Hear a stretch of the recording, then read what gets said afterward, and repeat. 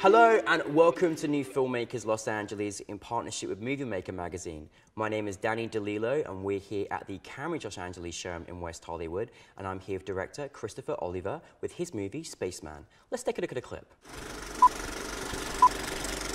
So you want to go into space. You need to train. Going up there is not easy. A lot of people have died going up there. Sorry. Do you think that's funny? Huh? Because it's not. Don't worry. I will show you how we train. I will get you into shape. By watching this space training video that I have made for you, you will have the skills necessary to survive in space for 1 week independently. After that 1 week is over, who knows what could happen? Space. Christopher, congratulations on your film. Let me tell you, I actually wanted to become a spaceman after watching your film, but for those that haven't had the pleasure of seeing it, tell us a brief synopsis.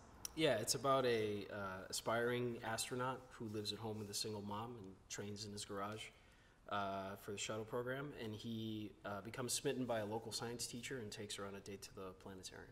And dare I ask, where did the inspiration come in creating the film? The inspiration for this film very much started, I guess you could say, underneath all of this in my heart. With the Ghostbusters? With the Ghostbusters, yes. As a young kid wanting to be an astronaut or interested in space and science, move through life. Flash forward, shuttle program shuts down, and no one seemed to care about it. And it felt like, for me at least, that a part of my childhood kind of got ripped out of me. Oh, and so I love that you created a film with that in mind, you know, and it was something from a personal journey that you took as well. I love this, you know, from the get-go in the film. I love this dynamic between you and your mother. I think it's brilliant and so well thought of. Now, obviously, you know, you have to get a particular person to kind of take on this role, because I feel like you gotta have someone that's genuinely passionate about space and everything else. How was the casting process for you? Yeah, that was tricky because it is a very particular character and very specific, very peculiar.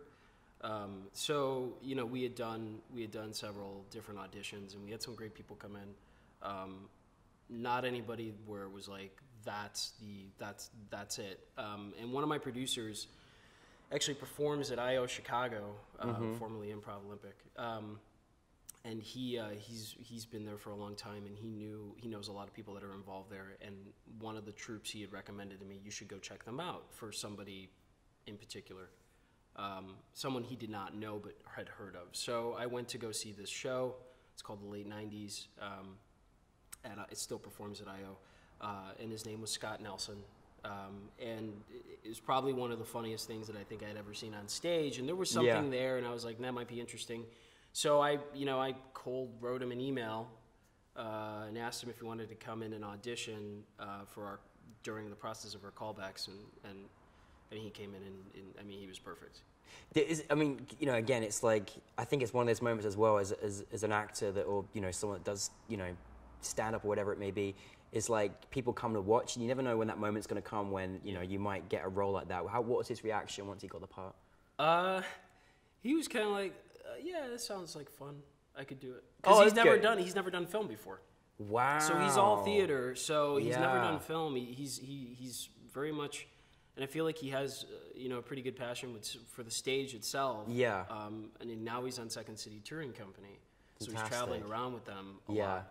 I don't think he had done film before, so for him it was like, yeah, I mean, I'll come in for the audition, sure. And then when we had offered him the role, he's like, yeah, no, this sounds good. It was very like, yeah, okay. Now, you had, I mean, you know, there were so many great moments. I love all the moments, you know, just under the covers where he's just in his own world and everything else. But, you know, for a short film, you also had a lot of dynamics as well that is a little bit more tricky, like having a classroom and things like that. And how was that all for you? That kind of, you know, shifting away from, you know, working with children as well. So we have a ton of different locations. Yeah. Right? So for myself, when I write, you don't like to restrict yourself as a writer. Right, when of I course. Write, what I like to do is I try to also think economically. Yeah. And I try to write in that regard. So if I have potential access to certain things, or at least a way into those, I will write with that in mind. As far as working with the children, the kids were awesome. Yeah. They all came in. They were very professional. They all like to talk about Star Wars quite a bit because I believe this is right before the Force Awakens came out when we shot it. Oh, wow. So everybody in the class was excited. You timed it well. So yeah, we timed it well. Everybody was interested. They had a lot of fun, so it was good.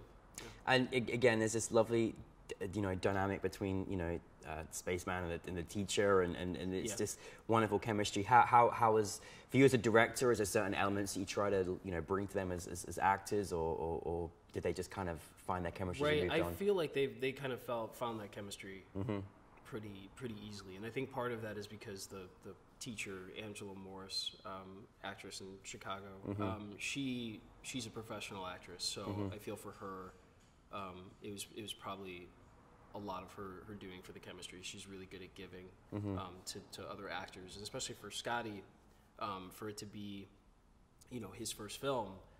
He's performed on stage with other people, so he has that experience. Like, it's not like he's a rookie, never having done it before. But I feel like a lot of that credit goes to Angela. But I mean, they hit it off really easily. And you're from the lovely Chicago, and I think people do know, but there's a lot of fantastic talent in Chicago as well. Did you have was it your whole casting crew in Chicago that you worked with? Yeah, everybody there was Chicago based. Go Chicago! I love that. That's awesome. Yeah. That's really great. What would what was the kind of difficult experiences that you had on set? Was there moments when you had to sort of feel like, oh my goodness, I had to, deal with certain things, or was it kind of plain sailing for you? You know what? So we broke up production into 3 blocks of time. The first block of time was like 5-6 days. I think it was 5, and it was smooth sailing beyond wildest dreams. Easy, yeah. Like we're on the edge of the cliff where there's going to be a disaster to strike. And the second block was a little more strenuous, but it was more like time based. We were kind of restricted in time. So it wasn't too bad. So we didn't really have any challenges there. The biggest challenge was the planetarium, because we film in a major museum in Chicago, the Adler Planetarium. We had booked the space a month and a half before we went into production. They quoted us a rate that was reasonable for us, and then a week before we went into production, they emailed us and said, "Oh, you know what? The person that was dealing with this was new, does not understand the rental terms, and they said it's actually they tripled the price or quadrupled the price." So at that point, it's like, okay, well, we can't afford that. So since we were so close to production, it's like, let's take the risk. Let's shoot the movie, all of it. Don't worry about it. Figure out a way to get money later. And it just happened to work out where we shot the film and I started cutting it. So we shot the film, I started cutting it, and then we applied for a production grant. And we got, I think, more than half of what we needed for the planetarium, so we were able to cough up the rest of it and shoot there. I really, Crystal, I really admire that, and I'm glad that you shared that with our audience last night, because there are so many hurdles in creating a film, and rather than just be like, oh, we need to alter our set or alter how we do things, right. You took a step back to move forward, and you applied for a grant, which you got, and you ended up doing it, which is amazing. And so many people would have just, I don't think we can do this, or give up at that point, and you just kept going, and that's important. Right? Or rewrite it, exactly, Or settle for... But you settle for something else. Something less. Yeah. Which we did look into, but visually it wouldn't have worked for what we had set our standard for the piece to be. Yeah. And we knew that for that relationship within the story, we needed something as visually interesting as the Adler Planetarium, and I feel like it works. Oh, definitely, and I hope it does, No, it certainly does. Thank you. What's it like after something so personal from your own journey growing up, and then to the journey of having this story in front of an audience and being selected for New Filmmakers. What's that feeling like?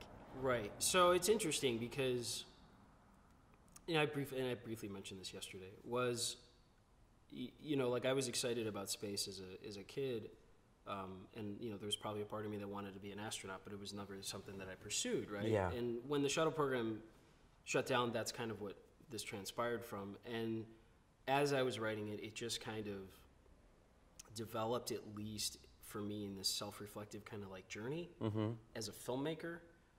Some people look at it and they say like, oh, the metaphor of becoming an astronaut is a lot like becoming a filmmaker. I don't know how I feel about that necessarily. Becoming a filmmaker is very difficult. Yeah.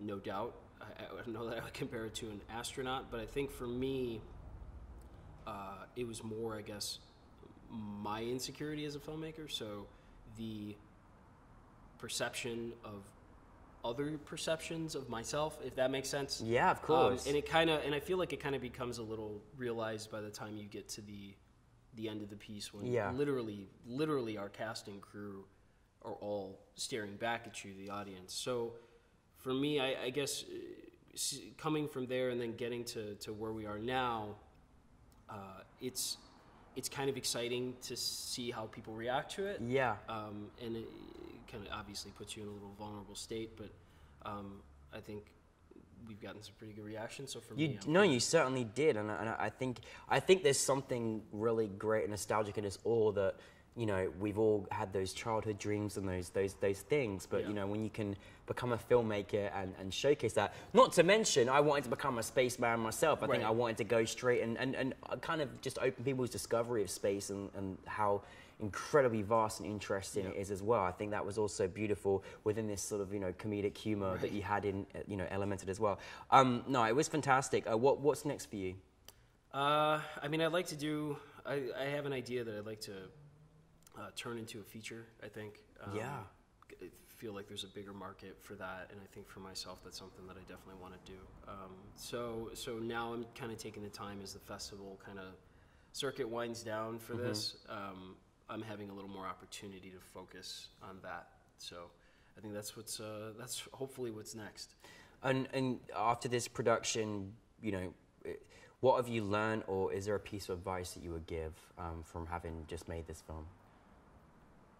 Yeah, for me it was having really great producers, kind of, I guess, take care of a lot of things that I didn't have to worry about, so I could focus on directing or the script and stuff like that. I had 3 great producers. Fantastic. Caitlin Morris, Andrew Stagmeyer, and Nick Schmidt. In addition to myself producing, especially in pre-production, not so much during production, but my advice is to have really great producers to kind of carry that weight and lift it sort of from your shoulders. Yeah. That, I mean, you can't underestimate that, because when you're working in a tight knitted environment, you've just got to have a strong team to work around you. So it takes it off your shoulders as well. So that's a great piece of advice. Well, listen, thank you so much for your film. Thank you. Thoroughly enjoyed it. Looking forward to seeing much more of your work in the feature that's going to come through. You heard it here first. So thank you very much. Congratulations. Thanks a lot.